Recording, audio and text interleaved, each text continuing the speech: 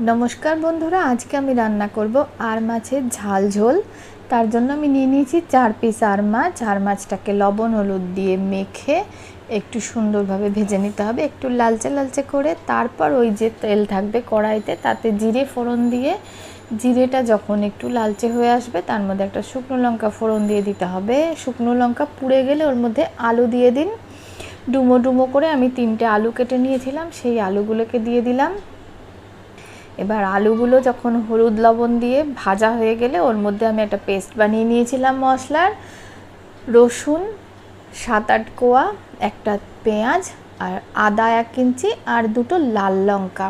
এবার ওর মশলাগুলো ভাজা হয়ে গেলে ওর মধ্যে আমি দিয়ে দিলাম 1 চামচ জিরের গুঁড়ো আর 1 চামচ শুকনো লঙ্কার গুঁড়ো। লবণ আর হলুদ তো আগেই দেওয়া আছে। আর এই মশলাটা সুন্দর করে কষিয়ে নিতে হবে তেল ছাড়া পর্যন্ত। বেশ ভাজা ভাজা হয়ে আসবে ওই সময় আপনারা একটু উষ্ণ গরম জল মিশিয়ে দেবেন। এবার উষ্ণ গরম জল মেশানোর পর ঝোলটা বেশ তাড়াতাড়ি ফুটে উঠবে। ঝোলটা যখন ফুটে উঠবে তার মধ্যে আপনারা 4 পিস মাছ ছেড়ে দিন, দিয়ে বেশ নাড়াচাড়া করে মাছগুলোকে ঝোলের নিচে ডুবিয়ে দিয়ে আপনারা ঝোলটাকে ঢেকে রাখুন কিছুক্ষণ এবং ধিমে আঁচে না, বেশ ভালো আঁচেই ঢেকে রাখবেন।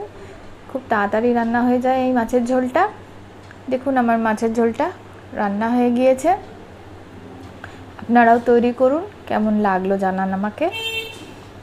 একদম তৈরি আমার আর মাছের ঝাল ঝোল।